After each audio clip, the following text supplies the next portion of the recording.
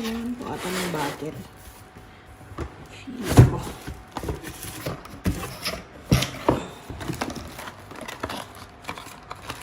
Ay, hindi ko na kailangan ng butter.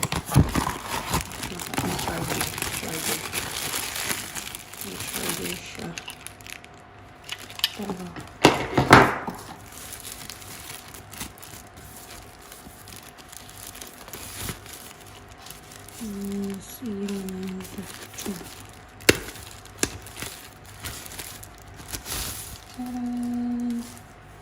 Baliktad.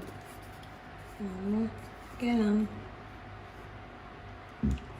Ito? Ay, hindi. Okay. Try na ito. Kailangan natin i-charge. Yan. Wala. Hindi. Charge na. Wala, di pa ako tapos kumain. Wala lang. I-charge natin.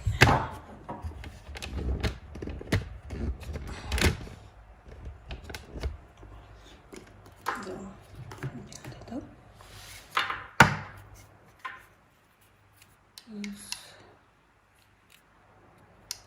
So,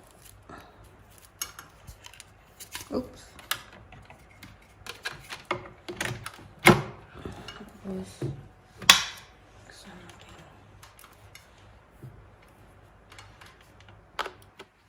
Ito ilagay. Taran! Bakit ka na?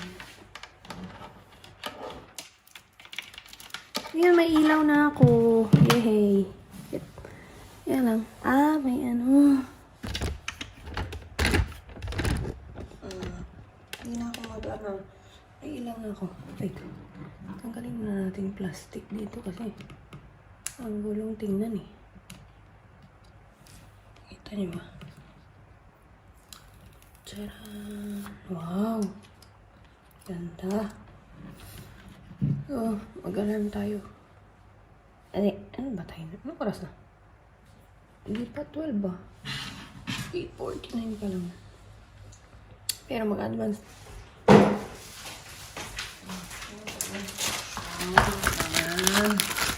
Ito. Nice. Ano to? Linis. So,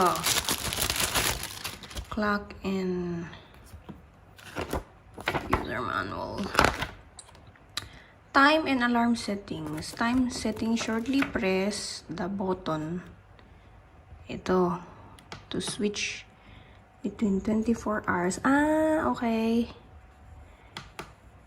And 24-hour system. Okay, good. Tapos, press and hold the button for 3 seconds. Start setting the hour. Press and hold. 1, 2, 3. Yun.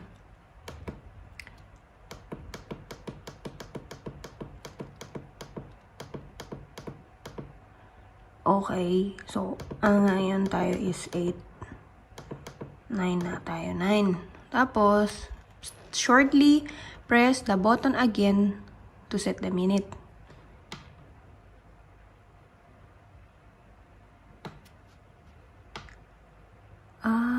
Wait.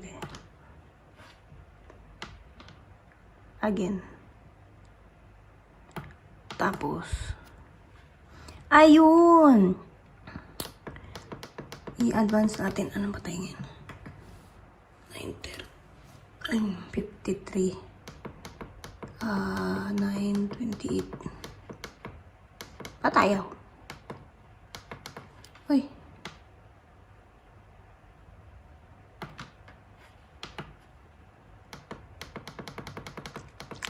So, 9:23. 3. Tama ba? 50 is 20. Yeah, okay. Nagsiset siya ulit kasi parang ano. So, let's say 25. Tapos, and then press it one more time to save the settings. Okay. Wala na, na-save ko na. Press, hindi ko na na-press kasi automatic siya save. Tapos, press the button down and up to adjust the time. Okay na. Tapos, shortly press the button to activate or inactivate the alarm function. There is a sign on the screen when the alarm function is activated. Okay, here. So, press and hold the button for 3 seconds, the bell button for 3 seconds to start the setting alarm. Ayun.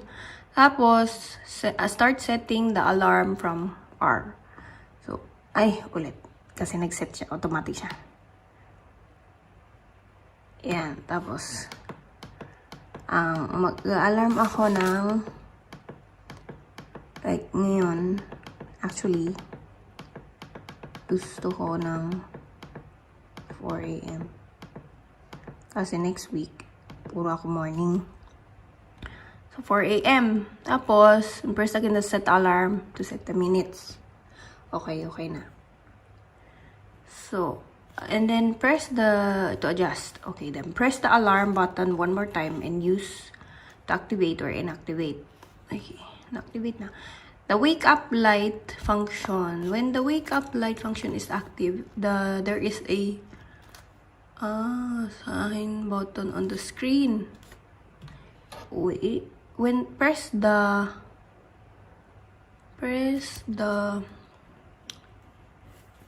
to exit. Sorry. Ako. Ulit ko na naman. Okay. So, tapos, then, now it will exit the setting automatically if there is no operation within 5 seconds. When the alarm rings, and press the bell button to turn off the alarm, or press the snooze to turn on the snooze function, and there is a snooze sign on the screen. The default snooze time is 10 minutes. Okay. The default snooze time is 10 minutes. The snooze function can also be turned off by a long press the snooze button. Then wake up light function is turned on the lamp will light up 10 minutes earlier than the alarm. Start with the lowest brightness and gradually increase the brightness of the brightness.